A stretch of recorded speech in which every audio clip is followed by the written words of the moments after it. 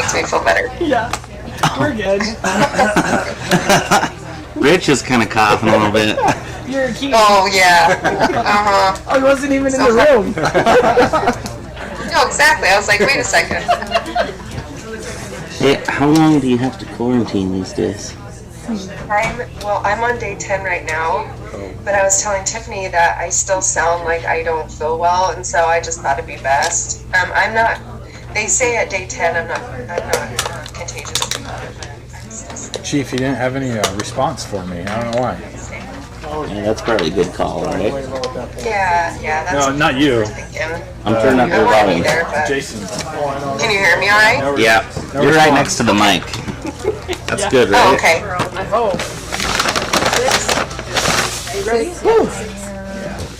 Yeah, let me unmute my mic. Can you hear me? Okay. Sorry, mister. This was like the smallest packet in last year. This was a small packet. Woohoo. I don't have to use a lot of brain power.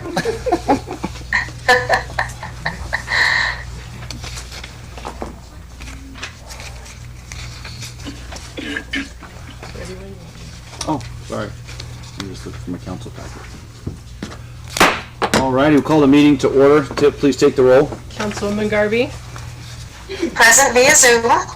Councilman Brennan. Present. Councilman McCain. Present. Councilman Stokes. Present. Mayor Sykes. Present. Let the record reflect that we do have a quorum for the Monday, June 27, 2022 meeting. Run down to department head reports. Chief, you want to go first? Sure, I'll go first, yeah. Things are going well. I don't have a lot to report today, but getting ready to do the corporal promotional process. We got 4 guys chomping at the bit there, so they're excited. We're going to start that next week, so looking forward to that. Other than that, just take care of business. Fantastic. Shasta? This week we have our murder mystery dinner party on Thursday. Please make sure you register to ensure we have enough food.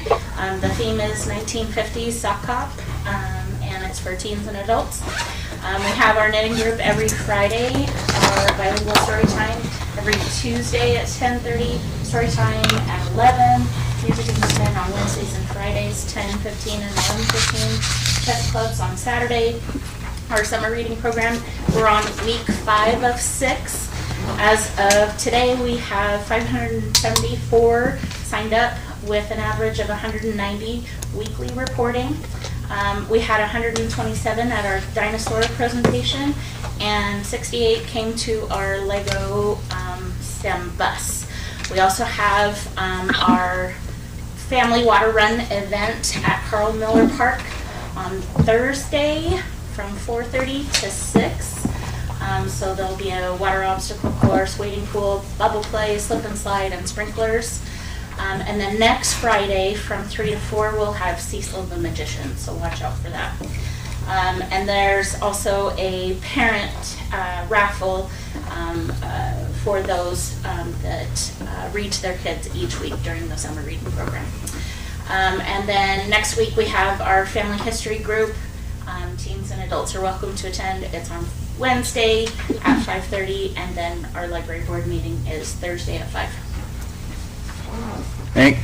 Oh, Councilor Brennan? Can I ask you a question, Shasta? Absolutely. I took a question and I'm embarrassed to say I didn't know the answer.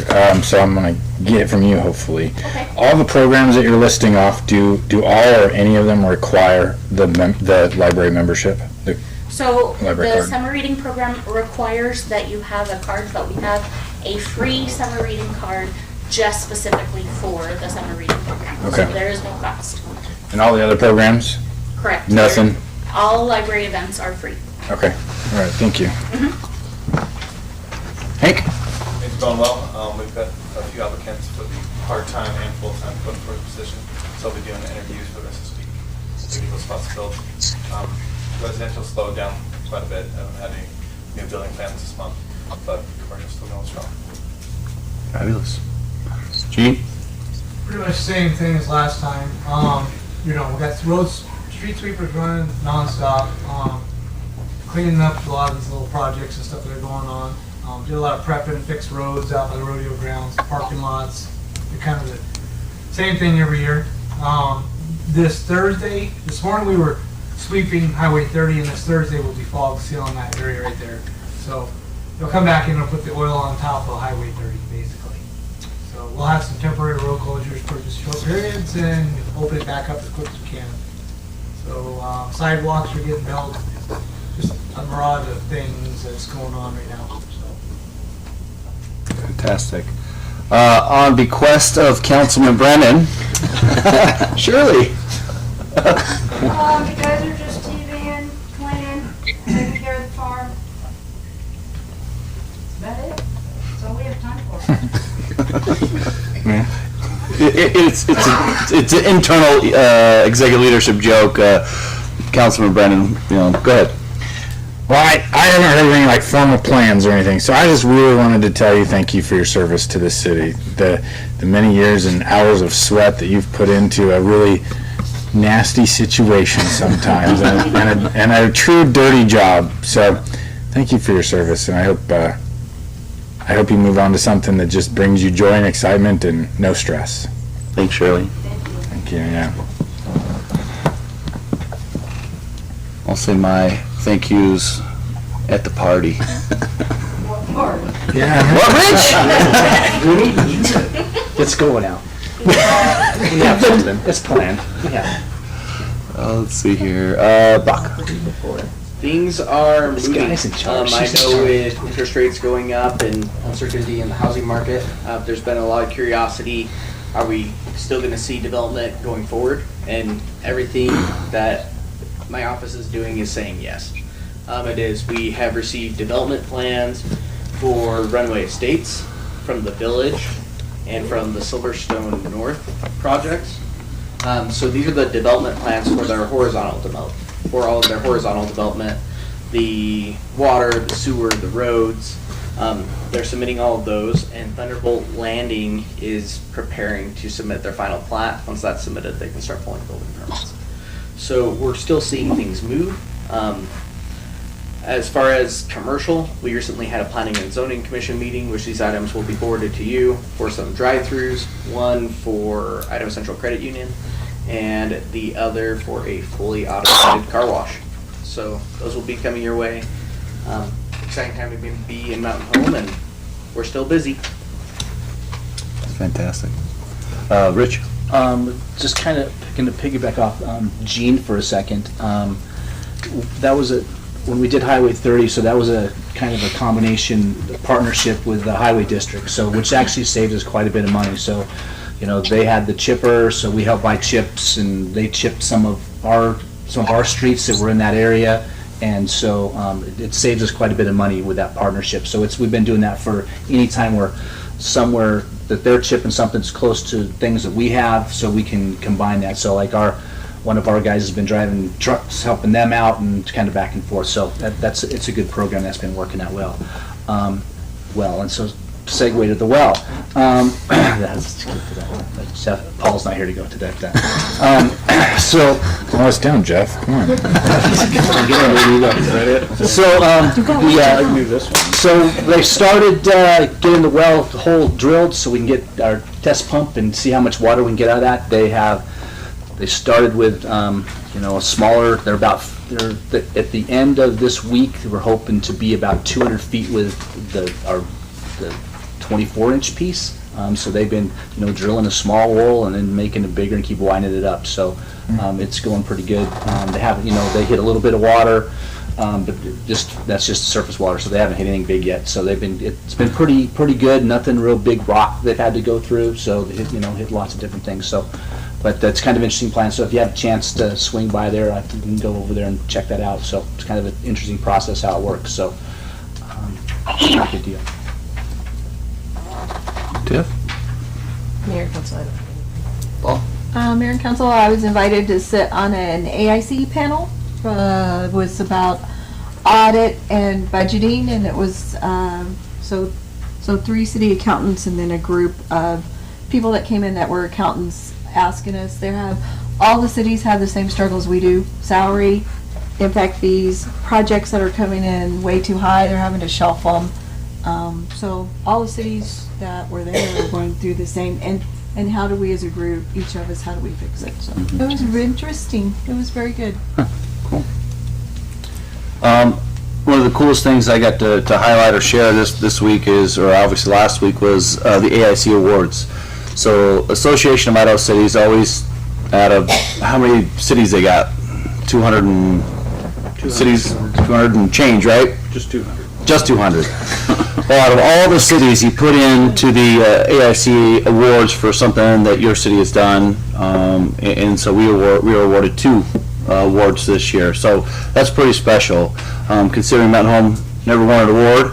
Then bam, bam, bam, we were 2 years in a row, right? I think this is our third Year in a row. So between, and then that one was a federal one, the one was a state one for the engineer, yeah, that's right, so 3 in a row. One and an engineering one, yeah. So it's good to know that other cities look at Mountain Home and know that we're doing good work out here. So that was cool. That was a special evening, and I know both chiefs were there, and both departments won. So it was really cool to see both teams win. That's all I got for my end. Council, anything really quick? If not, we'll run down to the next item. Mr. Mayor, Councilman Stokes. I had the chance to go to the Daniel Dobbs Memorial Rodeo. It was a fantastic event. I'd like to thank the committee for the invite.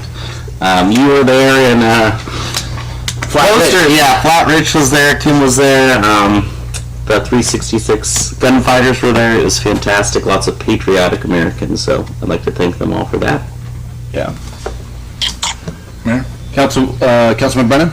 Well, I was actually hoping, would you mind going just a little further and telling what the awards were this year? Yeah, this year the awards were for the COP program, and then the other one was the fire department URA fire display at El Rancho. Great. So, cool. And Chief can delve into the COP one better than I can. You want to give a quick synopsis on that one? Yeah, just I was put in for it because of the countless hours that the COP's put in. They save us so much resources and money. They do all of our funeral escorts, as you know, and they work a lot of our big events. They provide designated driver service for events and whatnot. And so we thought, hey, why not showcase what we're able to do here in Mountain Home with the COP. And so a lot of places don't have that, and so we put in for it, and they said, hey, good job. Yeah, it was awesome. And then Sadu's retiring, right? Yeah, yep, she's retiring, but we drug her up for the last, we wanted to get her there to get her reward. Oh, she's sweet. All right, we'll run down to conflict of interest declaration. Has any council member received information pertaining to or otherwise had any contact with any person regarding any items on this city council agenda? If so, please set forth the nature of said contact. Mayor? Councilman Brennan? I guess just to cover all bases, nothing very specific and recent, but I think we've probably all had some comments over the last year or so about the impact fee ordinance. So a lot of comments, at least that I took over the since this started. But as usual, I have an unbiased attitude coming into this. Mr. Mayor, I'd concur with that. It's a legislative act. Whatever that means. Okay. Thanks. Councilman Stokes. I would just concur with that. I've talked to probably dozens of individuals, but I will be unbiased in my decision. Watch that. All right, running down to public hearing. City's proposed 10-year capital improvement plan and development impact fees ordinance. We're gonna open it up. Anyone come down and speak for or against it? Oh, sorry, go ahead, Tiff. You can come up, Misty. I just got to read the 5 rules. No duplicate testimonies, no yelling or rude behavior, no personal attacks, 3-minute time limit for each person, and you cannot give your time to someone else. Misty Pierce. I live in the Donna subdivision. Is this for the 30, to raise the impact fees, correct? So I would strongly suggest that you guys consider doing so. We need more policing. We're gonna eventually need probably another police station, more fire department, EMTs, whatever, and our infrastructure is starting to get bad with wear and tear. And the more people we add, the more roads are gonna be torn up from wear and tear. So just to let you know that the citizens are rooting for you guys to pass this. Thank you. Thank you. Would anybody else like to get up and speak? Hearing and seeing none, we'll close the public hearing. Run down to the consent agenda, all matters listed. So, council members, do you want to pull any of these? Discuss any of these? All 4 of them? Mr. Mayor? Councilman Brennan? A question about item D, the building permit refund. I've seen a couple of these in my history here. Let's see, who am I directing questions? Hank to. Hank. Did the work I'm sorry, not the work on the house. I see that they pulled out their request. But was the work of the city all done and you guys put time and labor and effort into the building permit? And I saw like the fire inspection was already done and complete. So yeah, Brian will do a fire review on solar plans to make sure that firefighters have access along the bridgeways and stuff like that. So he does do a review on that, yeah. And then I also do a review on it, make sure that they're doing what they're supposed to do on a state level, and also that they have proper engineering done for the existing roof structure. So yeah, there is an administrative review process that happens, yeah. And so both of those were already complete, right? Yes. And so the time and effort and essentially money of the city's already been spent. Right. Well, I mean, people do drop off plans and permits, permit requests, things like that, and we'll do a review on it, they'll never pick them up. I mean, at times it's kind of lost.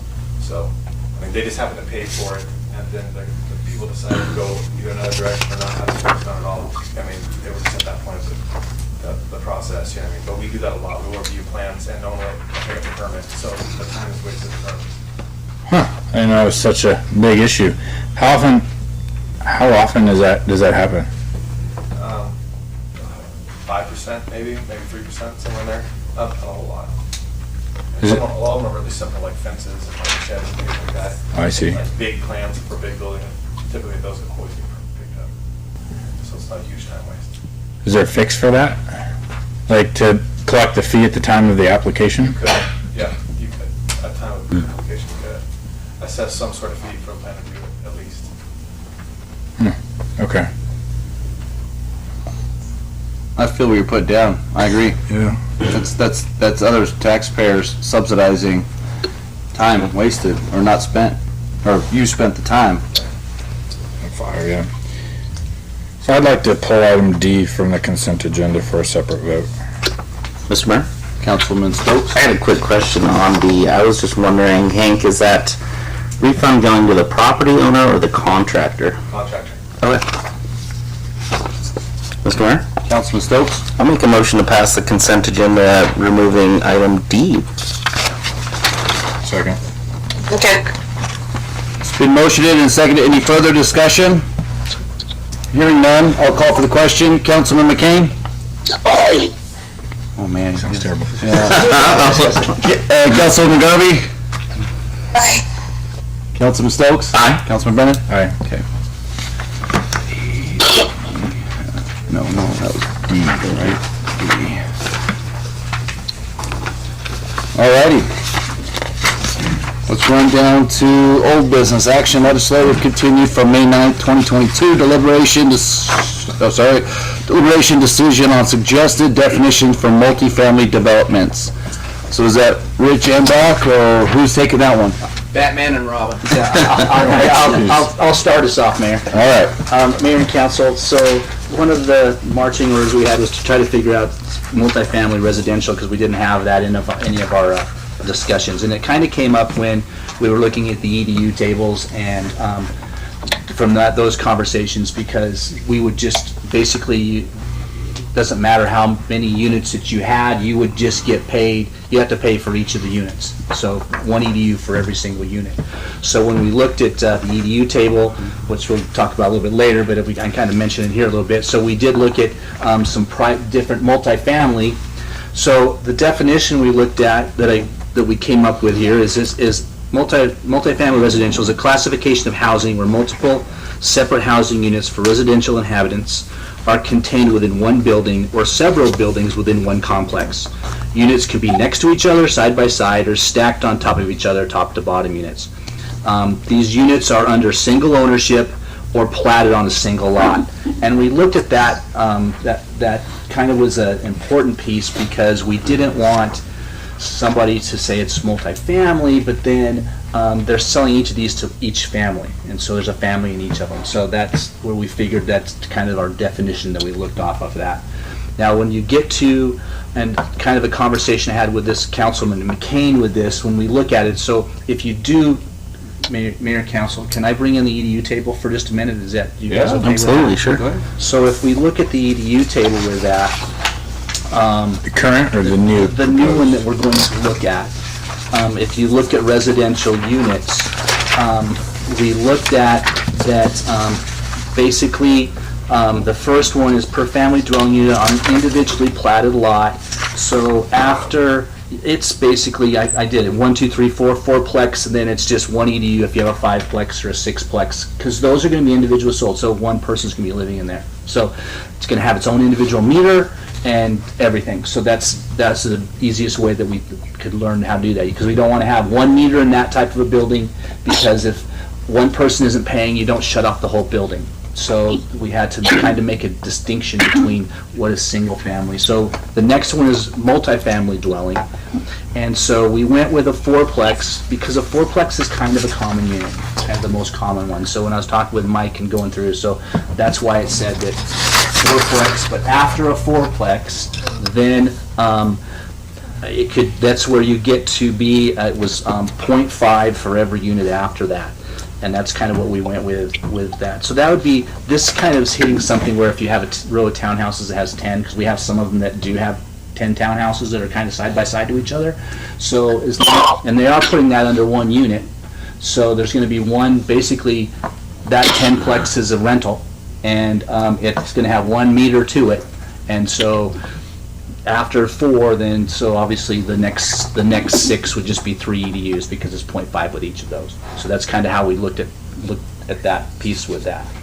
And then apartment complex, it's kind of, you know, obviously I think that's, we didn't have apartments in our old table, and so this with this one we looked at, again, kind of keeping everything the same. 4 is what you start off with, and then after that, if it, for each unit that has a washer, it's 0.5. If it doesn't have a washing machine, it's 0.33, because then they probably have a laundry room, and then you look at it for every 20, I think you go to what it is under laundry, and it's for every 20 units, it's an EDU. I think it was 1 EDU for, I have to look and see, where was it? I had it in here somewhere.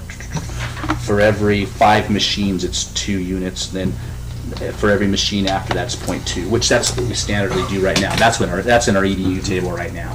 So so that's kind of what we looked at with the different things. But we wanted to distinguish something that's a single family or a multifamily, and we looked at how it's being platted on there, or how it can be that one individual owns that piece of property. So.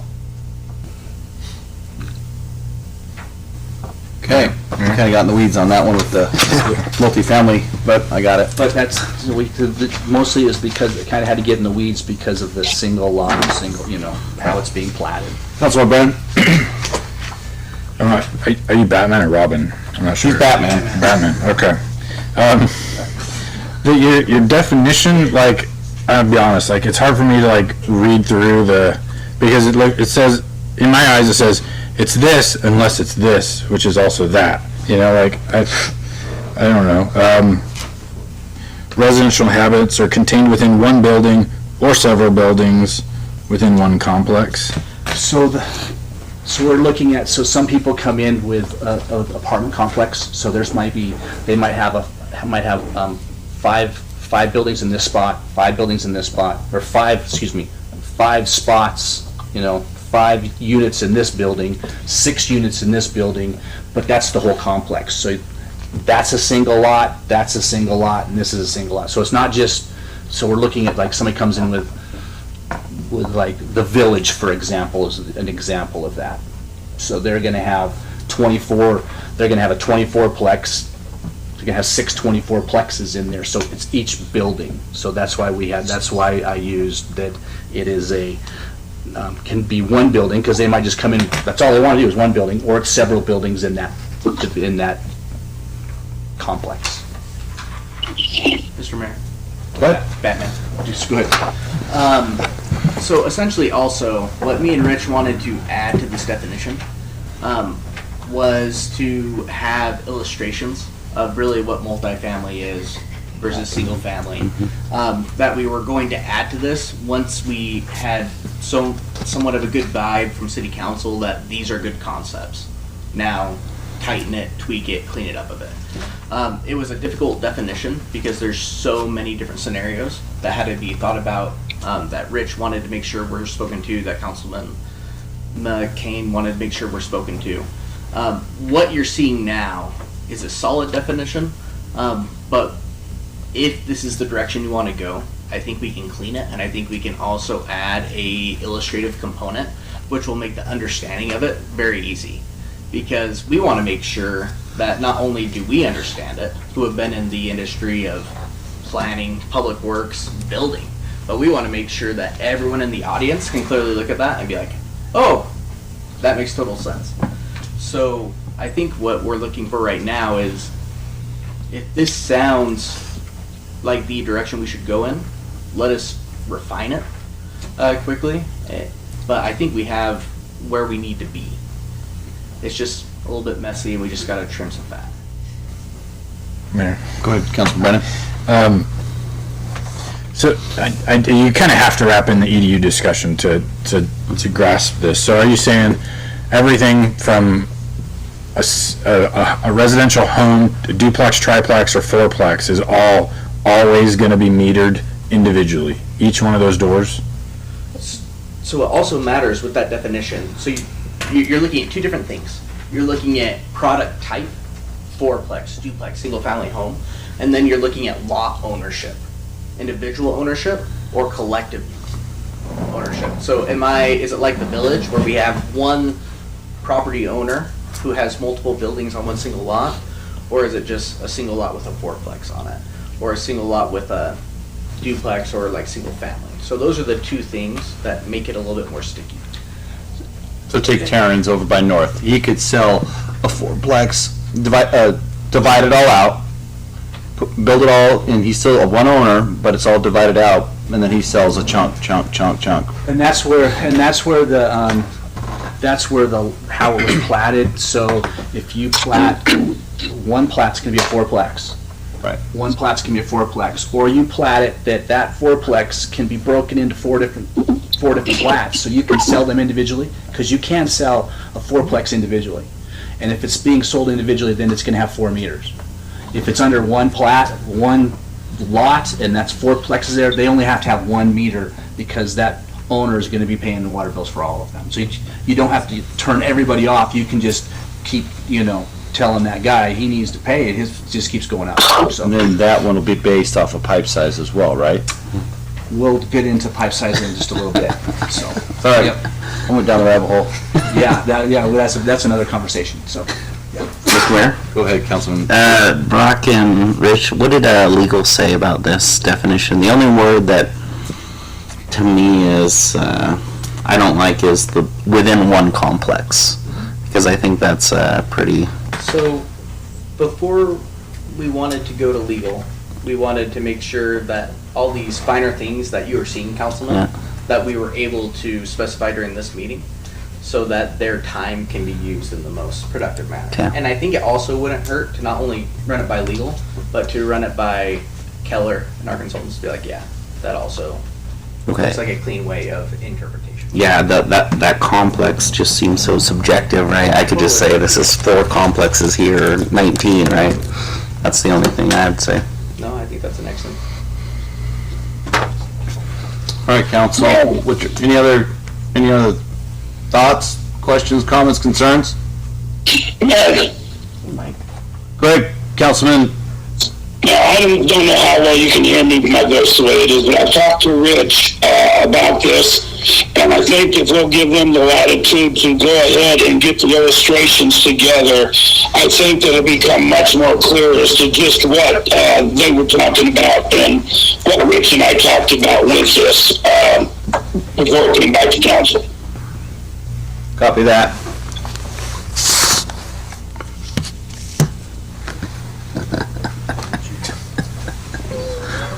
I'm waiting for the mic screech. I'm just gonna apologize. So council members, what do you guys want to do? Mr. Mayor? Councilman Stokes? I'll make a motion that we go forward on the suggested definitions for multifamily developments, looking at those illustrations, adding those in, possibly removing the word complex. I don't know how legal feels about that, but eventually getting those to legal. Second. There's been a motion and a second. Any further discussion? Hearing none, I'll call for the question. Councilman Stokes? Aye. Councilwoman Garvey? Aye. Councilman Brennan? Aye. Councilman McCain? Aye. Okay. And that'll be brought back next council meeting. We will bring it back as soon as we can. Feel free to ask about it next council I'm putting, meeting. We hope to. Legal on spot, But too. we want to make sure that, that it's prepared and it's well done. So you have a couple of things legal has a thought that I just know. So you have definitions of dwellings in your zoning code, which is what triggers, and then I don't know that you have a definition of dwellings in your water, or I'm just looking at the water code right now. So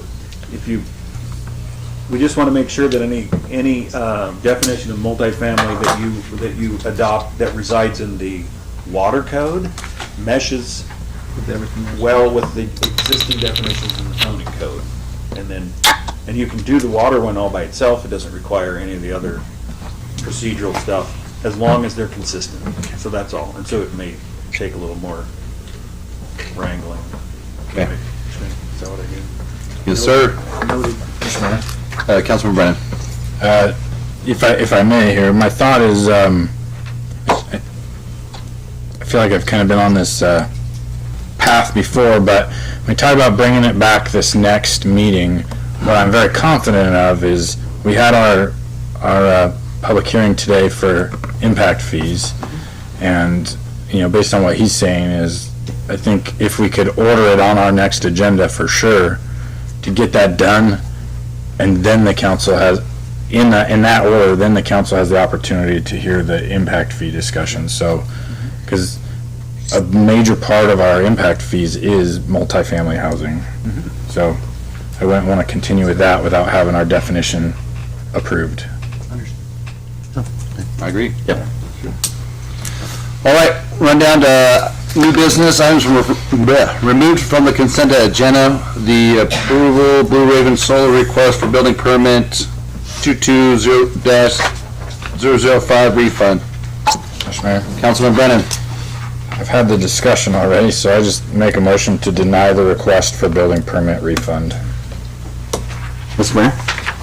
Councilman Stokes? I was just curious if there was anyone from Blue Raven Solar in the audience. I'll second. Okay, and then my question is to legal.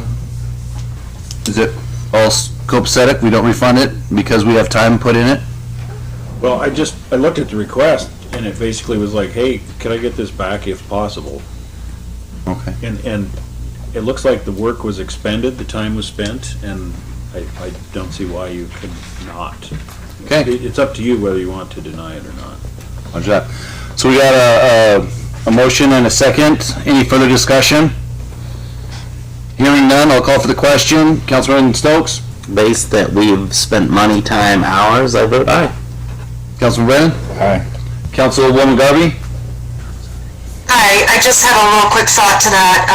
I think going forward in the future, And I apologize, there was some notes in here of what the fire marshal did, but we need to have good documentation of the work that was done before that, so that if they ever came back and wanted to get their fees refunded, we have our ducks in a row.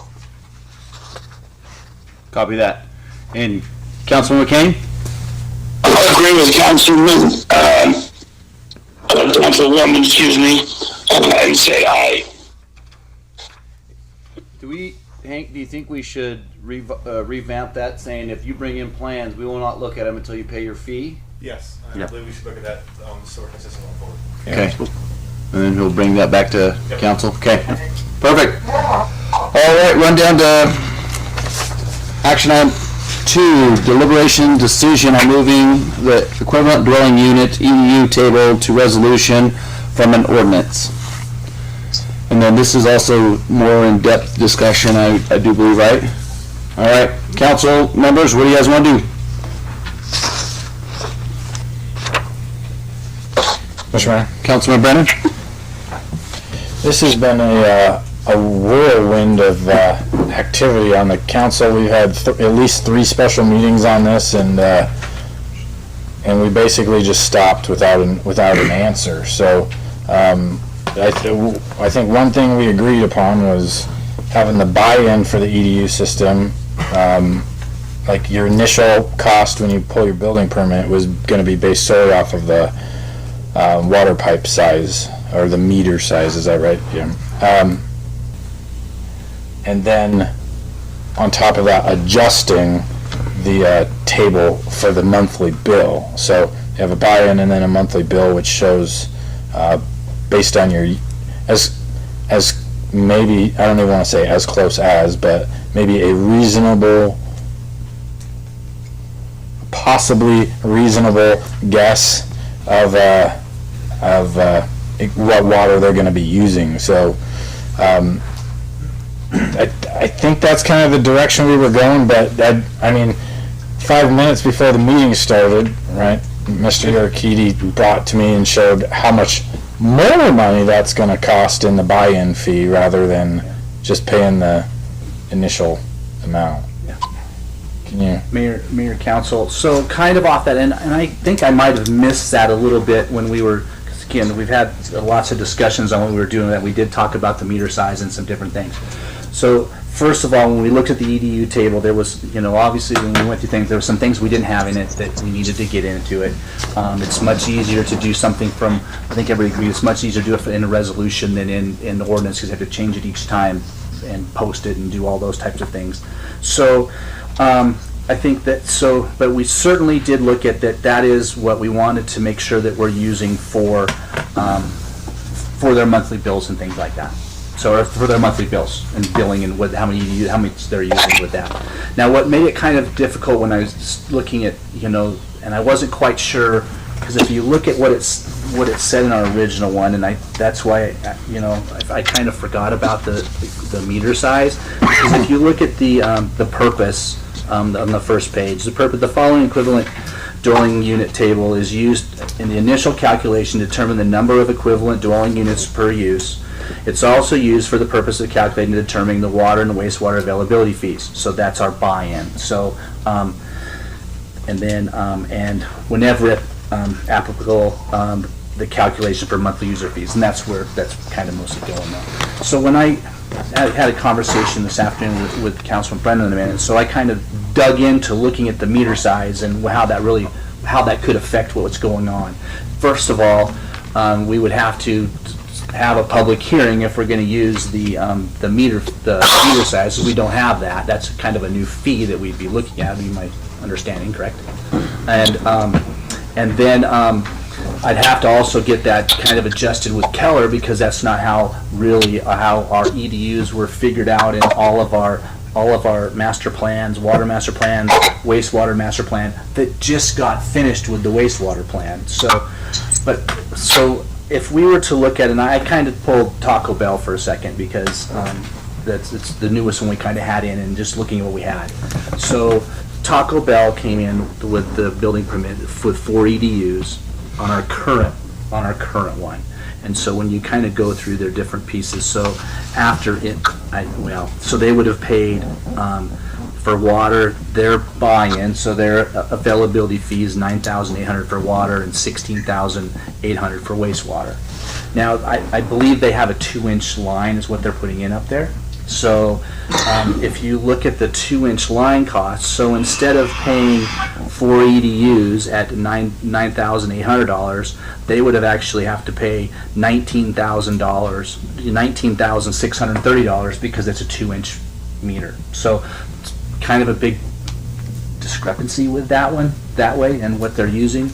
Now, if we use the current EDU table that we have, or the one that, not the current one, the one we're looking at adjusting to, they would actually have 2.25 EDUs, and so their buy-in at that is for water is $5,513 with our new table, and if we go with meter size, it would be $19,630.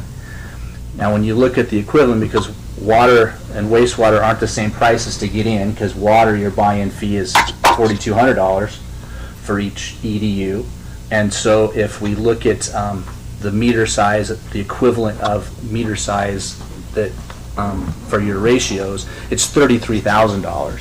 So instead of Taco Bell paying $9,450 in wastewater availability, they would have to pay $33,000. So when you look at that availability with the meter size, we're going to really, I need to send that to Keller to really look at how that works. And again, we'd have to change our master plan that we just kind of did. So, so staying with how we currently do things. So wait a second, sorry to cut you off, No, Rich. you're okay.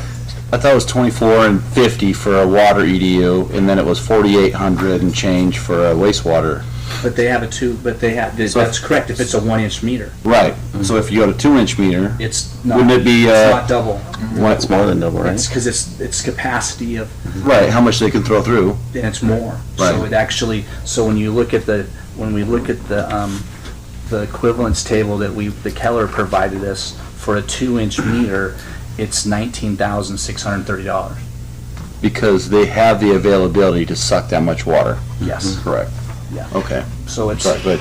Brendan. Does that also tell you, I don't have it in front of me, how much flow a 2.5-inch line has versus how much flow a 1-inch line has? So a 1-inch meter has, can operate at 50 gallons per minute max on a safe rate, whereas a 2-inch meter can go at 160 gallons per minute.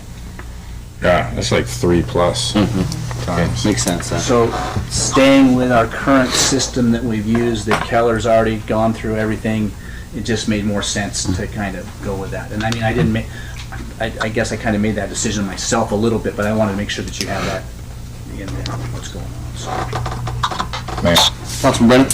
So can I make sure I understand you right? Is at this point, moving forward, you're recommending nothing more than a table adjustment? Correct. And I think it helps everybody in the long run looking at what we did. I mean, some of the things we really looked at and I mean, it really kind of comes down to commercial, really, because an EDU, if somebody buying a dwelling unit, they're going to have a 1-inch meter in their house, so nothing changes. But when we look at businesses, the commercial, that's kind of where the change was and what size they're coming in with there. Again, I don't think we want to punish commercial for coming in because we want commercial, and we did do some equivalents on some of our the people that just had all they needed was a 1-inch line. Then it would be, we adjusted our EDU table to show that some of those businesses just need to have 1 EDU. So when it came to the restaurants and things, because we didn't have those in there that way. So. Yeah. Mayor? Councilwoman Garvey? I would just like to say, Rich, thank you for all your hard work with this. This does make it a little clearer, a little less for everybody. But the one thing I will add is on our resolution, section B says that we will essentially audit our accounts. I think we definitely need to put something in place to make sure that that does happen. We discussed that, and it sounded like that kind of maybe fell by the wayside for a while, but we just need to make sure we do that. Mayor, Council, Councilwoman Garvey, you're right, and I think it was 3 years in our original one, and you guys said, well, let's make it 5 so we actually get it done and run through, if I'm not mistaken, so. Right, Just, yeah, right. so then we can know we can get on a schedule, so like, right now, we know if business comes in, that we can be able to, we know 5 years, we can start hitting some of those. We're not gonna probably, well, we can figure out some rotation, we're not gonna put everybody on the same 5 years, but we can certainly get on that, so thank you, appreciate that. Mayor. Councilmember Brennan? I'd also agree with Councilwoman Garvey's comments. And I know we don't at this time have any kind of a business license, but is it possible that that we can mandate when we know of a new business opening up inside of an existing structure that we can go in and make sure we're assessing, make sure like for examples, like Stoney's probably is using way more water than the predecessor of that space in that building, and so we can go in and make sure, like immediately. Yeah, Mayor, Council, there's a good example. They actually came in, they put a bigger meter in, so we knew, so they had to pay for their entry, so we knew what theirs was. But we do get some of those that are hit and miss, but we can certainly pay, we try to pay as much attention as we can with that, but yes, we will do that.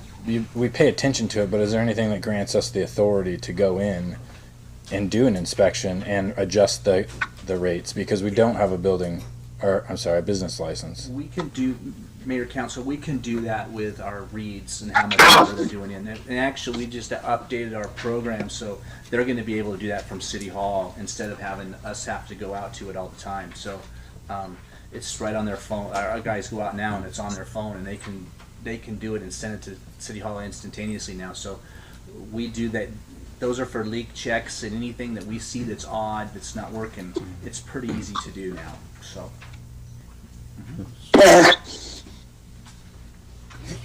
Go ahead. Oh, hang on a second. Councilman, let's let Councilman, and I'll get you, Jeff. Go ahead, Councilman McCain. We can actually get in there anytime we want to because they actually have to have a certificate of occupancy before they can actually open their doors. Oh, perfect. Is that on an existing structure? That Yeah. Once a business leaves and then a new business opens, they don't get the same certificate of occupancy. When does that happen? As soon as they want to open their doors. Or if there's remodeling that needs to be done at the time of pulling a building permit. A lot of businesses move in and they don't tell you, you know what I mean? Right. That's exactly right. And that's the problem. That's why the business license, I think, is a good idea. I don't have a good solution for you guys. Business license, but no fee. You can just join it to be for free, right? Is that what you're thinking? And minimal fee. We need the business license. Yep. So, Councilman Schroeder, Council Lawyer, Your 71D1, the chapter that they're proposing to amend, equivalent dwelling unit table, states, any alteration to a business premises for which a building permit is required, or expansion of the property, or expansion or alteration of the business's operations shall trigger an automatic review of the account and recalculation of the number of EDUs to be used in calculation of the monthly user fees. So that system is in place today. Well, and what about the ones that, like Hank's saying, where they just slip in and put up an open sign for an existing hole in the, like literally a vacant space? Alteration of the business's operations. When you notice it, triggers an automatic review of the account and recalculation of the number. So if it goes from a shoe shop to Jim's splash pad, Yeah, Mayor, Council. you want to take a look at it. Mayor and Council, and I think that's where it hits, where the girls up front do a great job with that, is because if something, if the water use goes up, it gets flagged. So if a business all of a sudden is using a whole bunch more, it's getting flagged, so we can see why it was doing that. So That's an automatic programming thing, not a eyes-on thing. it's an automatic programming thing, so it's like a leak detection. Oh, I'm gonna let Tiffany has a question. Tiffany's not liking that. Well, one, I think our system, Mayor, sorry. I think our system can check that, whether it's based off of consumption, absolutely. And we go through those reports monthly as the reads come in. However, I think as people drive around our community and notice somebody takes up shop, it might be wise to mention that to staff and say, hey, Hank, Rich, did you notice Jim's splash pad went in? Have they, you know what I mean? Like, that would be helpful because he could use pretty much the same consumption and it's not going to trigger out of this office. Do you know what I mean? Yeah. So, Yeah, you could have a water reclaim system, yeah. just throwing that out there. Like, Councilwoman Garvey?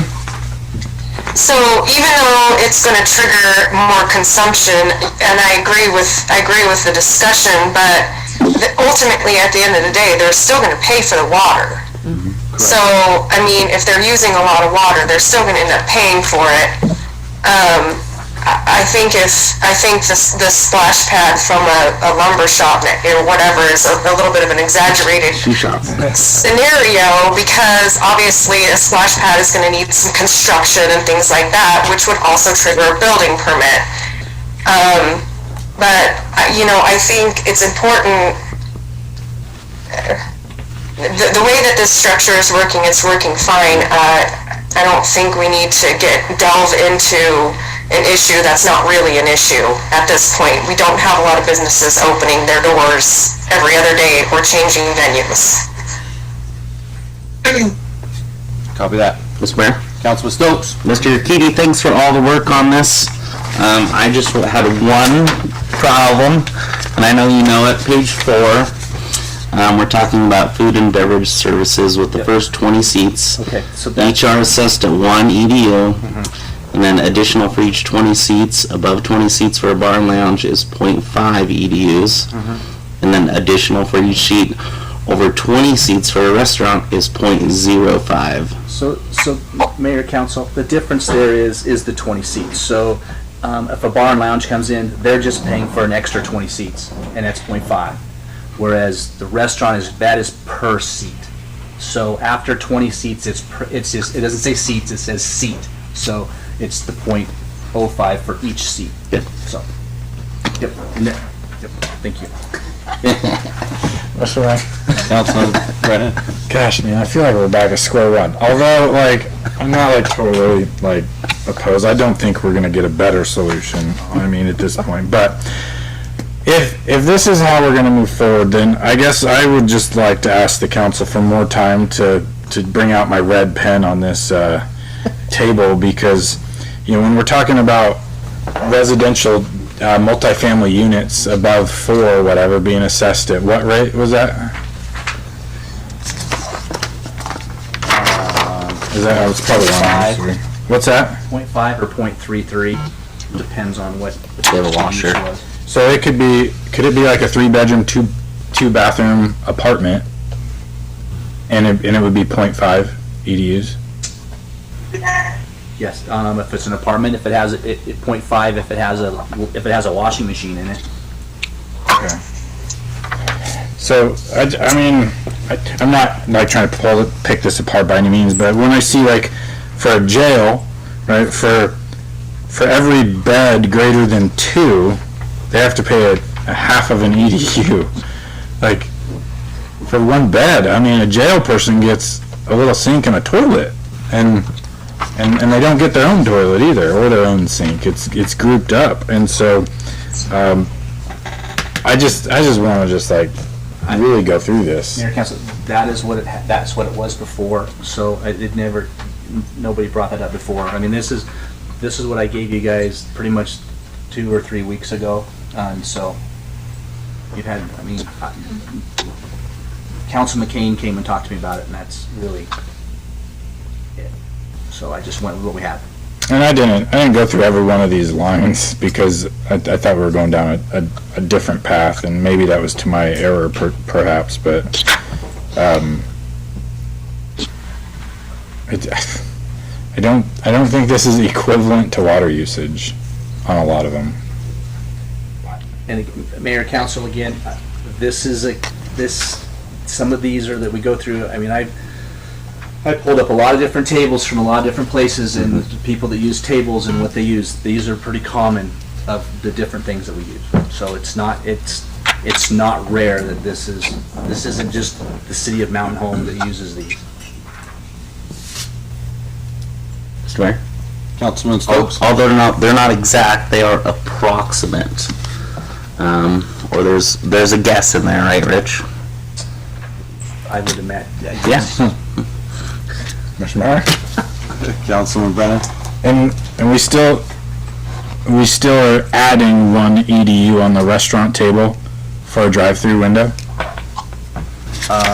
No, that would be if they, that's that, I gotta get to the right page here. Food and beverage, no. So if it's just a restaurant with a drive-in, it's just one EDU, so. I thought you started with one at the top and everything That else. is if it's, no, that's so, again, that's so food with seats, so this does not have any seating, it is just one EDU. There's no seating in it all, it's just one EDU. To drive through with no seats. Councilwoman Garvey? Councilman Brennan, I'm just going to apologize right up front, but I think we've had enough time to look at this. I have spent a lot of hours, you all have spent a lot of hours, and I sat down with Rich as well to go over this. And this hasn't changed since almost the first time that we had this discussion, so I don't know how much more time we need to keep going over this if you already haven't red-penned it yet. This is actually a more fair table, in my opinion, than the table we had.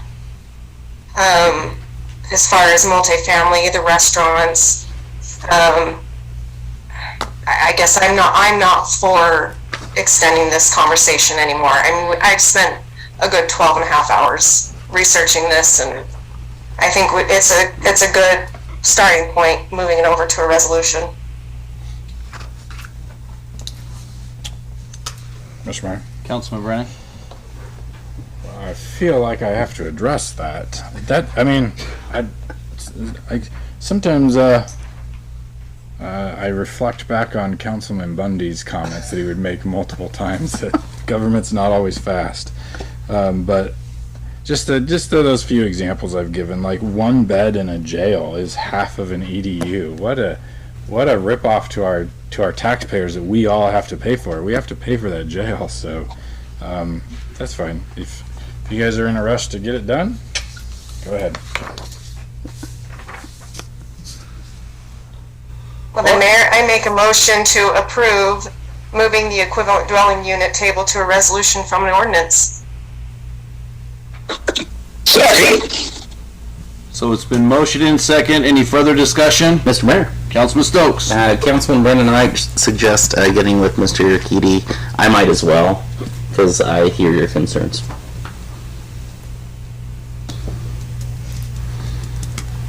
All right, there's been a motion and a second. Any further discussion? Hearing none, I'll call for the question. Councilman McCain? Aye. Councilwoman Garvey? Aye. Councilman Stokes? Aye. Councilman Brennan? Hey. Okay. Run down to budget presentation, civic groups. We're going to start out with the Historic Society. Sorry, Historical Society. I gave you guys their speech. Yeah. Okay. Oh, hey, really quick, council. Before we do this presentation, can you give Tiff a date that works for the impact fee To come back. to come back? For an Is action it item. next council meeting? Is it? Do you want July 11th or July 25th? Sure. To make 11th or 25th? actionable item. Do you need a motion for that too? After we solidify the multifamily definition. So you want to put the multifamily in the agenda first and then do that later down the road? Yeah, so our next meeting, we'll do our best to get the multifamily definition all solid, and then we can. So would you feel better if we put it to the second meeting then? Yes, ma'am. Our council, are you amenable to that? I'm okay with that. Okay. Councilwoman Garvey, I didn't hear you, sorry. I'm okay. Okay, how about you, Yes. Councilman McCain? I didn't hear the date. Didn't hear the date. Okay. It's the second council meeting in July, which is the 25th. 25th. I believe that sounds good. Okay. Legal, are you good with the impact fee action those item out to on them as July well. 25th? Setting the date. Yes, Paul is. I'm making sure you know that we set it in, No, you set it for a date certain to be decided at okay, this hearing. July 25th. How are you ladies doing? Good. Good. This is under $50 in value? Is this correct? Absolutely. Okay. Well, if you give me one of them. These are priceless. I thought you guys might enjoy something different, so I just baked them, so it didn't cost anything. It was free. There's a value somewhere. All right, ladies, you're up. I'm Debbie Shoemaker with the Mountain Home Museum, and this is Stacy Swenson, who is our new president this year. Thank you guys real quick. We're not going to take a lot of your time because you still have a full agenda going on here. First off, we want to thank you for all your support. We're working hard to try to come back from the pandemic. It's still been kind of hard. We've had to cancel, some events and things and teas that we haven't been able to do. But we've been coming back and doing more classroom, educational things. We're going to be participating with Parks and Rec and doing their summer program. And so we're also looking at doing the pie and cake social again this year. We've decided to stick with it being online just because the pandemic is still here. There's still, Elmore County is still not where we need to be. So we thought that we would just go ahead and keep it online again this year. We're looking at doing the cemetery tour in October. That'll be outside. I think it might be easier for people to come to some of those events as well. A lot of the stuff that the funding that the city gives us, we use for educational purposes. It's kind of hard to charge the kids $5 when they come for a classroom activity. So I just kind of wanted to show you guys some of the things that we do use for printing.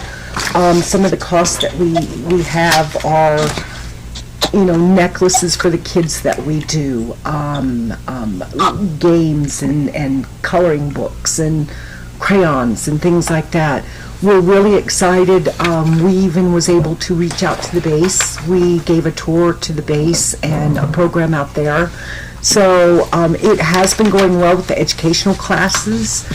Also, we've put in some grants this year. We're hoping maybe we'll get them.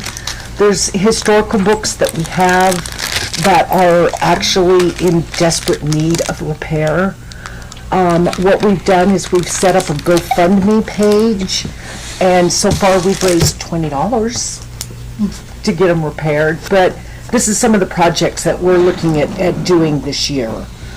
So we'll wait and find out if the grants help in any way, or if the GoFundMe, if we make more money off of that for repairing the books.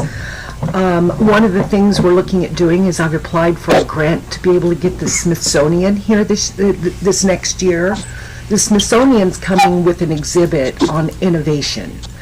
And so the places were able to put in a grant to request the Smithsonian to come here. So there's only 6 locations that it'll be located in, and we were really excited if we were able to get it. I've also talked to In the Ditch, because I thought they've been so innovative with everything they've done, and their new showroom. We have to have about 650 square feet or more to be able to put the Smithsonian exhibit up. And so I went out and looked at their showroom, and it's really nice and it's really big. And so they were really excited to be a part of it. So I figured we'll work with the city and travel and tourism and the base, and I'm even hoping to maybe get Duck Valley Indian Reservation included in this. If we get the grant, they will give us $1,500 for marketing and expenses that may be. I was even thinking that maybe we could check into a bus that we could send to the Indian Reservation to be able to bring some of the children or parents or whoever would like to come down. Those are just some ideas that we're kicking around. We haven't really spent a lot of time until we get the grant, but it won't be until next year. So we'll wait and see if we get that grant. So basically, that's some of the things that we're looking at doing this year. Again, we appreciate your support and all that you do. And we would like to see if we could request $6,000 to help cover some of this year. So anything you guys can do would be appreciated. Mr. Mayor? No, go ahead. I'd just like to say thank you. I see your little card and you're reaching out to the migrant population, so our Latinx locals, Mountain Home Air Force Base, at-risk youth again. You're doing good things, so thanks. Thank you. Hey Shasta, Yeah. do you have a program that fixes books? Or do you know of a program that'll fix books? Well, I was able to reach out to an organization that digitizes old books. I don't know if that would be helpful at all. Something to look into. It's something we could. Does Caxton do that? Do they rebound books in Caldwell? Sure. Oh, that's our flyers. No, they like get school books. Like that's where we would send all my math books was to Caxton, and they would rebind everything. Would they? I've checked. There's one lady in Nampa that is going to get back with me. I've sent her pictures and asked her for a bid to find out, because I don't have a clue what it would cost to rebind these. So she's supposed to be getting back with me as well with some prices, but I'll check with Caxton and see. I wouldn't have thought of them. I thought they were new books and. No, they would. Yeah, so that's where the school district sends theirs. Okay, I'll check with them. I just recall in the distant past, the University of Idaho Library and their Special Collections Department, I know they have a binding department. And I don't know whether they do it, but they might do that. Okay. I recall watching them rebinding books Wonderful. a long time ago. All right. Council, any other comments, questions, anything for the nice ladies? Thank you, ladies. Thank you. Thanks. Becky, your cookies are here, and so's Mike. Oh, thank you. Hopefully I can get them soon. They might not be here. Yeah. Hey, you guys, stay off my cookies. We'll let him eat them. Pending legal Okay, review. all right. Alrighty, let's run down to the Mountain Home Arts Council. Riverside City Council. I'm Chris DeVore with the Mountain Home Arts Council. President Mildred McNeil sends her regards and thanks. Also representing the Arts Council is two of our longtime board members, Michelle Curran and Gail Corlett Truba. So thanks for having us here. Really appreciate the opportunity to kind of update you on this past year and then looking forward. This will be our 45th season. We're very excited about that. I provided a packet with a lot of the information and just want to hit some of the highlights from that. First off, just a reminder of our mission. So since 1977, the mission of the Mountain Home Arts Council, which is a 501c3 nonprofit, has been to entertain, enrich, and educate the community by presenting and promoting varied artistic and cultural activities. As with everyone, 2021 was another challenging year, but 2022 was an exciting year for us as we were able to return to regular programming and present all those shows and programs that we canceled or postponed. So it was a very busy, but we think successful spring. It really showed us what we were capable of, and we kind of want to continue on that momentum. It actually turned out to be a situation where we had to put more events in shorter timeline, and we said, I think this is actually sustainable. So we're excited about that. And to that end, we have planned a very ambitious 2022-2023 season, which again will be our 45th.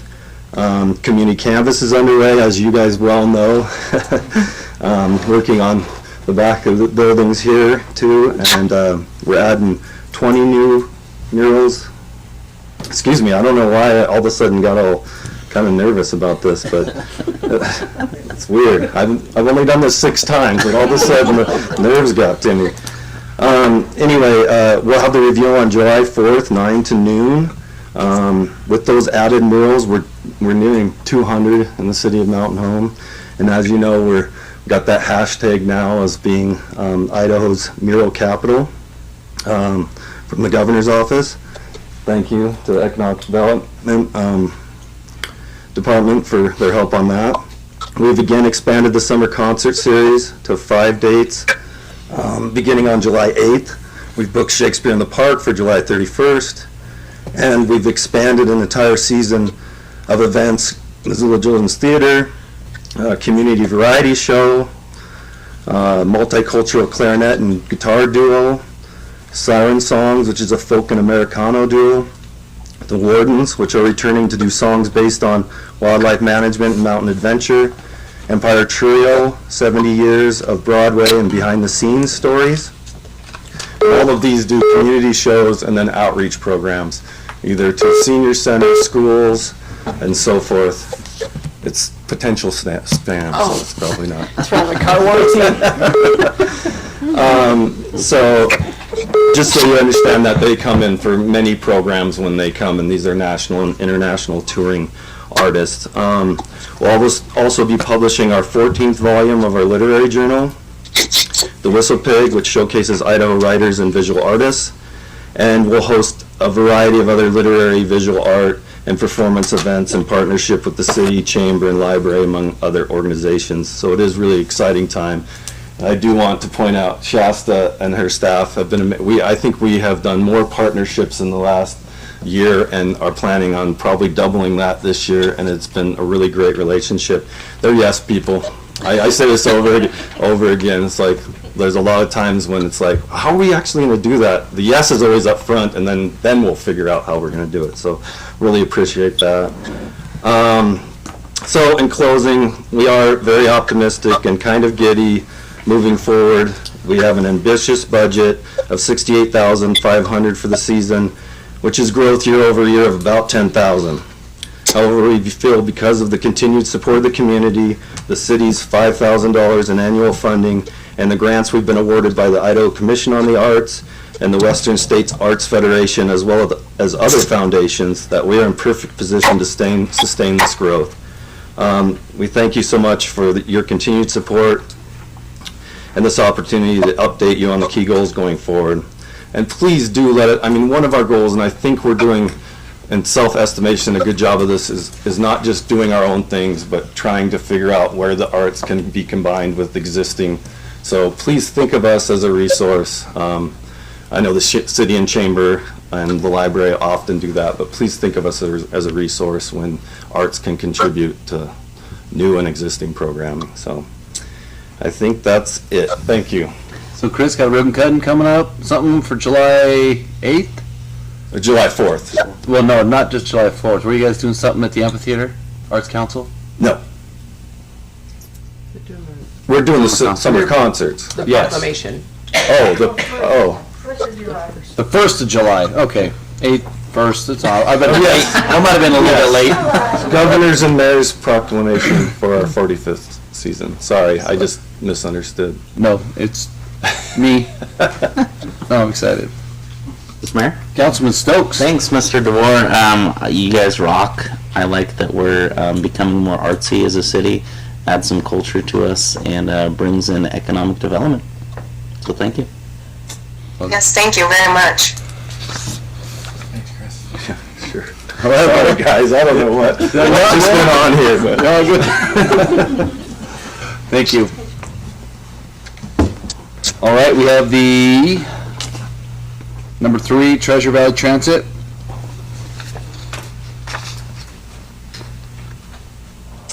All right, we'll down to number 4, the Senior Center Meals on Wheels. Well, what happened to the transit? We always followed it. Right? I guess they didn't need our money this year. Guess not. Mr. Mayor, quick question on those guys. Did we ever get them their bus? Yeah, we got them everything they needed, yeah. She was back there, wasn't she? Huh. I don't know who that was. Okay, I'm Connie Cruiser, and this is Veronica Robertson, and she's gonna hand out some things that we made some copies of for everybody, but I just want to say that this is my lucky night tonight because Russ Griggs was here, and so I've been wanting to get a hold of him to ask him to come to the senior center and talk about, all the scams that are going on in Mountain Homes. So I got his number, and he said he'd do it. Keep going. So, that's all done. We'll leave that for Councilwoman Garvey. That's for your records. Yeah, that's, just our budget, and then there's and I don't know why, but I copied that because of that grant we got, just in case you wanted to look at that, so nice to see you all again, and, we're here for our annual meeting, and to see if you'll help us again this year. Lisa was gonna come, but she's sick, so she couldn't make it, but, anyway, and Veronica, you said she'd come and help me, and she's been over all day because we've had foot clinic all day and still going when I picked her up, so that's been nice. So, and it's been about a year ago that we opened the center because we've been closed for a year. So then it was about a year ago that we opened. So, it's been kind of a slow go. People are, they are coming back, but it's taking a while because we lost a lot of people, but then also people's, they changed because they didn't get out for so long. So it's been kind of difficult, but they are coming back. At the end of this month, we're going to discontinue the drive-through meals, because that's getting down about, not too many, 3 or 4, and they need to come inside and socialize, so it's time that we cut that down. But last year we had an average of about 470 congregate meals per week, and about 1,500 home delivered meals, a month. And so, that's continuing on. So, and we keep getting more, it seems like, more home delivered meals. And of course, we've lost quite a few people too, during this whole thing. And as you can see, our operating budget for the food service is $228,650. I mean, you guys, it was really hard to work. Well, to work on a budget, trying to figure out, on the food. I mean, the food is the big thing. I mean, we knew that, Idaho Power told us that's going to go up, and the gas is going to go up, but on the food, that's really been tough. So we hope, that we'll be able to cover everything, but we'll just kind of have to wait and see. So we hope that, some of the grants and stuff and the donations that we get will come through this year, but you never know for sure. Now, we did put in for a grant for a 14-person bus, and it has been awarded to us. And I just thought that you might like to look at that. I don't know, if you needed to or not. But the interesting thing is the cost of the bus when we received our grant was $84,846. Okay, and then we pay 20% of that, so that we would pay $17,000. But now, the price already raised. Now it's $112,000 instead of $84,000. And the grant does not include, an increased cost. I mean, we're still, they're giving us what they're giving us, and so we're gonna have to, so anyway, I'm sure we'll figure out something, but that's crazy. Sorry to cut you off there, Connie. So would you say, you need obviously need the difference, so you're saying it went from 85 or 84 and change to what? 112. 112. Right. So you already had your cash match ready? Well, yeah, we kind of have that, we kind of have, I mean, we think we have that 17,000, but now this goes up to 44,000, which, anyway. You get to match 20%? Yes. 22,400.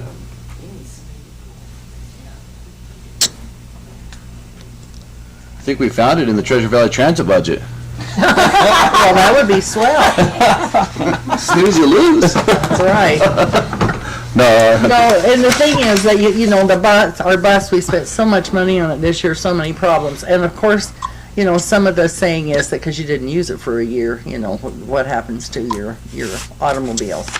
But anyway, so we, you know, we use that for picking up people, you know, to come to meals and for other things. In fact, tomorrow the bus is gonna go to Glens Ferry for lunch at the senior center, so that will be fun. One of the things that we hope that we would be able to do, because it's really an issue for seniors that I know of, but it's transportation, you know, to get people to, you know, to their medical appointments and stuff like that. That's really an issue here in Mountain Home. I know St. Luke's has looked at it, and we get calls, well, I do, all the time about these people that have to go over to Boise for their, dialysis. I can't believe all the people. I mean, so there's a need, and, you know, hopefully something will work out for that, so. We still have a lot of, you know, offer some things. We're not back to full capacity, but we have the, you know, the tax aid yearly. We have a bazaar, card games, the foot clinic, and Parks and Recreation are now offering activities a couple times a week. We also we have still two voting districts, and you know, and the library's been coming over, which is something new. They've been coming over and telling us what's going on there. So, you know, that's been really exciting because we haven't had that before. So, or to know what's going on. So, Councilman Stokes? Connie has I think you've done some is it the Nerf Wars with the library? Is that right? The what? Some of the seniors have come for. Okay. Okay. I was Yes. just Well, curious. yes. I haven't. Yes, they have. So, right. Some are inventors. So anyway, but that's been a neat addition, and also Parks and Rec have been, you know, very helpful. So we really appreciate all the help we get from the city, and you know, from snow plowing in the winter, you come and plow for us, and in the summer you know you mow and you spray and you know help us with everything, and when we're at the flagpole. You know, if we needed that fixed, you come and help us with that, and you help us with all kinds of things. So, and even sometimes when we just need a little muscle because we can't move something, then we call and you guys send somebody over. Thank you. We appreciate it. So Connie, does that bus, and I'm sorry, I'm kind of getting in the weeds, does that, I keep going back to the bus, sorry. Is that bus city property or is that your property, like senior citizen property? How's that registered? Is the current bus, is it into the city? It's theirs. It's theirs? Well, yeah, I think it's ours, right. We just do Okay. the fuel. We just do the fuel. Okay. Okay. Sorry. Keep And, going. well, yes, and I think the county, though, we do the, ICRIM, or, you know, the insurance on it or something, to the county. So I think that's how that works. And then, if you haven't been by to see us, we have a beautiful corner that the city really fixed up for us.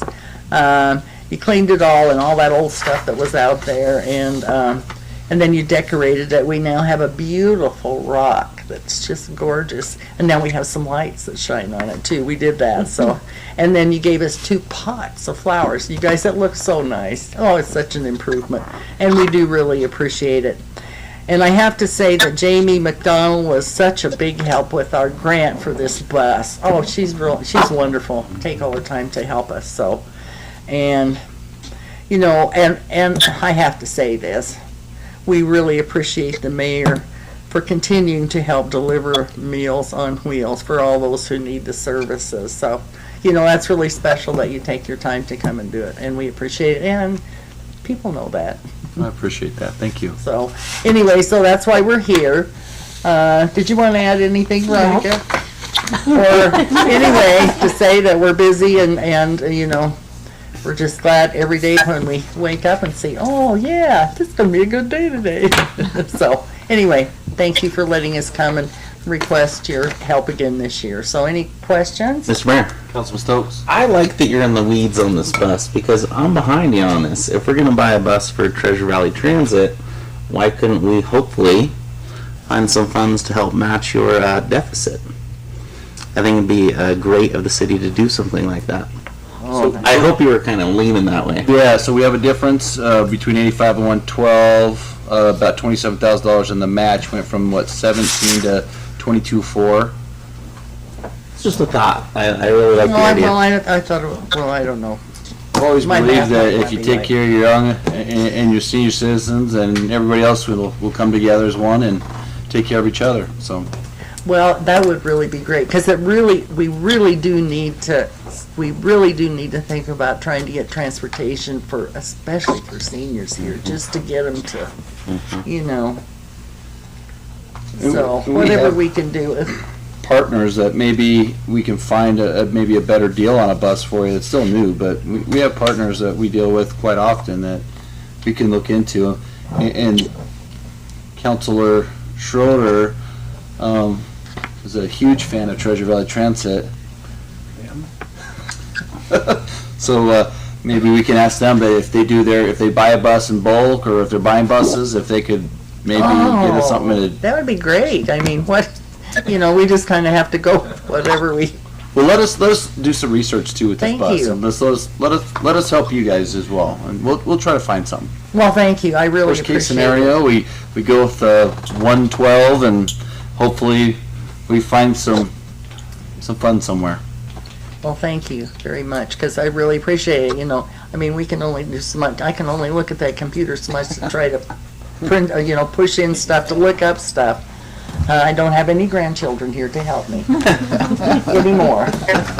Well, thank you for listening to us. Thanks, and- ladies. Yes, and anything you can do to help, we would really appreciate it. So thank you. Thank you. Thank you.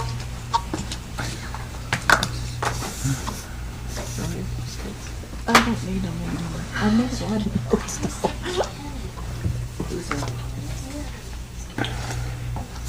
Figure out later. Sorry, I'm getting in the weeds.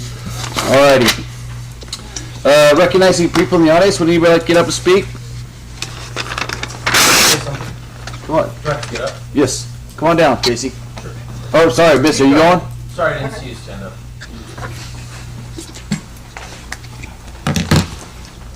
Mayor, councilors, y'all know my name is Misty Pierce. I am the precinct committee person for Mountain Home 2, and I'm here tonight to speak for myself and my concerned neighbors who are worried about a recent event that happened in our neighborhood.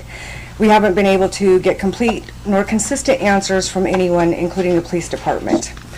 On the night of June 10th, there was a shooting in my neighborhood. There's been all kinds of rumors of what happened. Regardless, the citizens should have been informed of what happened, especially those who live nearby. This is my backyard. This area is known for its socioeconomic status. Due to this, more policing may need to be shifted to this area. Not all citizens nearby can protect themselves if the crime rate continues to rise in this area. We, the people of Mountain Home Precinct 2, are asking for answers and more community policing, because we, the residents of this area, do not want to see this becoming a reoccurring event. Thank you. Thank you. Casey, come on down.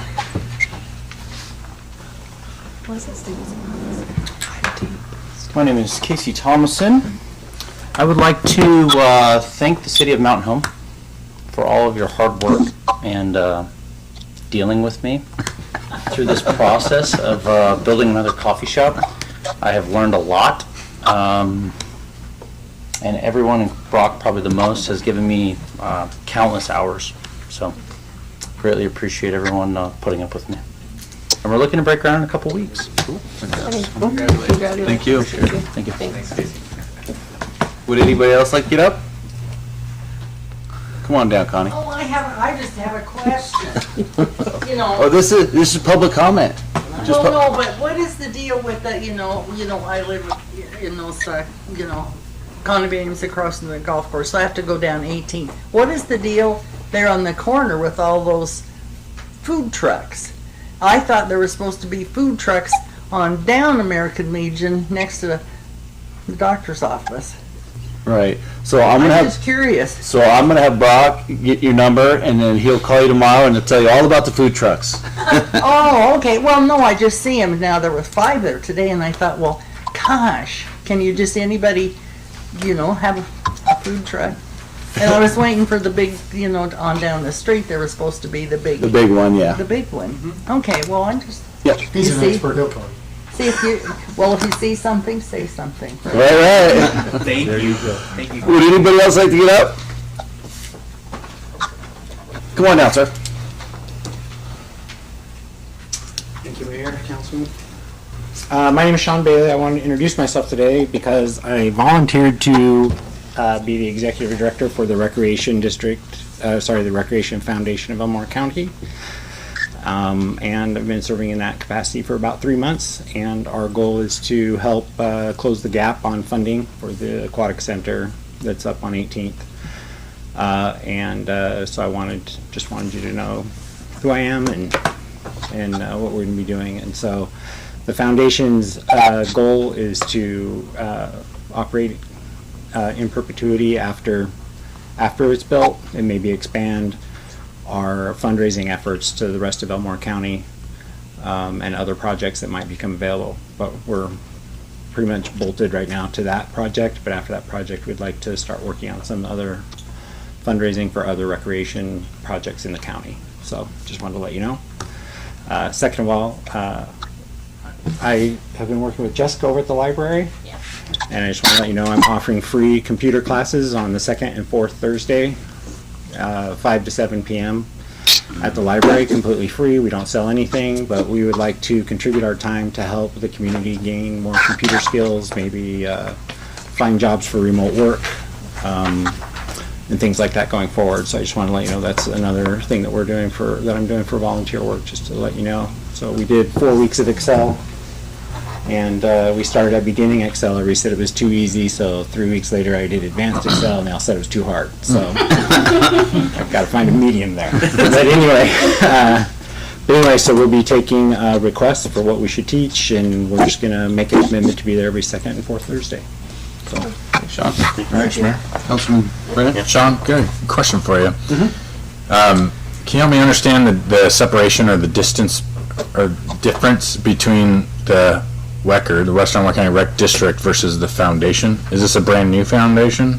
No, the foundation's been in place for quite a while. I don't actually know when it started, but we're independent 501c3, what is it? 501c3. 501c3, for the purpose of raising money to make it easier for donors to claim tax exemptions and different ways that they can donate without donating directly to the district. We pool all that money together, and then we write them checks on a project-by-project basis. But 100% of the money that we raise is going towards filling in some of the gap that we have there. Most of as you're aware, we started with the construction cost. By July 1st, Wright Brothers will be finishing up their contract. They have 30 days to finish their punch list, basically, and the underground plumbing is in. Both pools have been poured and the flat work's all poured. The building, the sprung structure will start to arrive at end of July, beginning of August, and we're currently looking for local contractors. Just to let you know, we had Wright Brothers go out for bid to build the sprung structure, but they did not ask bids from any local companies. So we ended our contract with Wright Brothers at the end of the concrete phase, and we are now going to go out to the community and do another RFP for only companies that are local in order to erect the sprung structure. Then in January, as our next tax cycle starts, we'll start on interior construction. But the foundation still needs to raise probably about $1 million in order to close the funding gap for the whole project. But we should be able to open the first pool 18 months from now. So I'm sorry, I'm not cutting you out. So you started a project without it being fully funded? We started the project in order to lock in prices because of inflation. It was going to easily surpass our ability to finish the project without some sort of a bond or something like that. So we were able to get. When I say we, I'm kind of speaking for the district, but we're completely separate. But the reason why I was giving that is so I could tell you why we're raising money. But anyway, so this is like unofficial from a district perspective. You'd have to ask them, but yes, we believe that that our first pool will be open, and it will meet all of the requirements for building permits and everything to open the first half of the building within 18 months, based on our current tax assessment, things like that. So in order to finish with the slide, with the therapy pool and things like that, then our foundation is working with local businesses to raise, like I say, we're pretty soft on $1 million, somewhere between 1 and 1.2 million is what our fundraising goal is in the next 18 months. So your foundation is completely separate from the district. You're just stepping in to try to help raise funds. Yeah, we were created by the district, but it was incorporated separately. We have one paragraph in one article that basically ties our activities to the fundraising efforts for just that facility. But that will be changed once that facility is built, and the Recreation Foundation members, there's 9 of us on the board, are very intent on keeping that as in perpetuity and expanding our fundraising efforts to fund other projects in the county or inside the city, any type of recreation event or something that helps us build the community. And none of the members on that board are getting paid anything? You said it's all volunteer? It's all volunteer. Everybody's volunteering their time and effort. So Betty Ashcraft is still the president. They brought me on board just a few months ago as the executive director. Some things might change because actually tomorrow is our annual meeting and we'll be voting. We have to vote in do our annual vote. So we'll see how that goes tomorrow. Maybe I won't be executive director after tomorrow. Are these meetings yours like open to the public or? These meetings are open to the public, yeah. We meet weekly Tuesday at 1 p.m. Okay. And right now we're just meeting in my office at Computer Works. I have a conference room there. Anybody's welcome to come to the meetings, and they're open. And again, we're just trying to raise money and put it in the bank, and then get that turned over as soon as possible. We've so far turned over this year about $60,000. We have a Grand 100 campaign going on right now to raise $100,000 for the different for the roof, and then we have a jail unveil coming up soon. So you can nominate your mayor to be jailed if you'd like. And we who gets to put him there? What's that? Who gets to put him there? Well, employees. We're hoping that employees and business owners and everybody else will, volunteer basically to come in and make phone calls and help us raise money and different things like that. So, and then we have brick sales starting in September. So was the Wright Brothers contract astronomical for the spring structure and all that, or we felt it was. Okay. We felt that since we have locked in the price on the materials, and it comes as a kit, and the company that's the superintendent that stays here for the full time to make sure it gets built correctly. Sure. All that they were doing was providing labor, but because it was out of city. Area, we were going to be paying for hotel and travel from companies out of in Twin Falls or Boise, and there was a lot of extra expense that all of a sudden came up. So makes sense. So between our original bid from them and the current bid, it was our labor costs went up $182,000. So we want to find a local company and local people who we can get over there and. So it calls for 12 people for 52 days. That's 5,000 hours of labor. So that's basically where we're at. That's what we're looking for. So. Cool. All right. Thanks, my friend. Thanks. Appreciate it, Sean. Thanks for answering some questions. All right, final comments. Or sorry, is there any other? I would like to request possibly a sound system to where you can hear when you're sitting in the back. Some people are so quiet when they get up here and talk, and if I'm going to come to a meeting, I'd really like to be able to hear what's going on. So that's it. What's your name? My name's Karen Halligan. I was just curious, do you have any thoughts on how that could be taken care of? We will talk Because I've asked before in the past, but... And I thought we were doing reserve seatings. We have reserve seating. There's headphones. There's multiple things. Unfortunately, I think I know I've talked with Misty about it. The speakers as you get to the back, as we I can barely hear, sitting here. yeah, as we start to arch the room there. Very much. I can hear. Karen. Okay. We'll get the sound I was guys just out to thinking check of, you know, it. being able to run through the ceiling or something, just in speaker wire. Well, there are speakers. We'll look into it for you, All right, Karen. thank you very much. Thank you. All right, anybody else? Hearing none, final comments from anyone? Not? All right, meeting adjourned.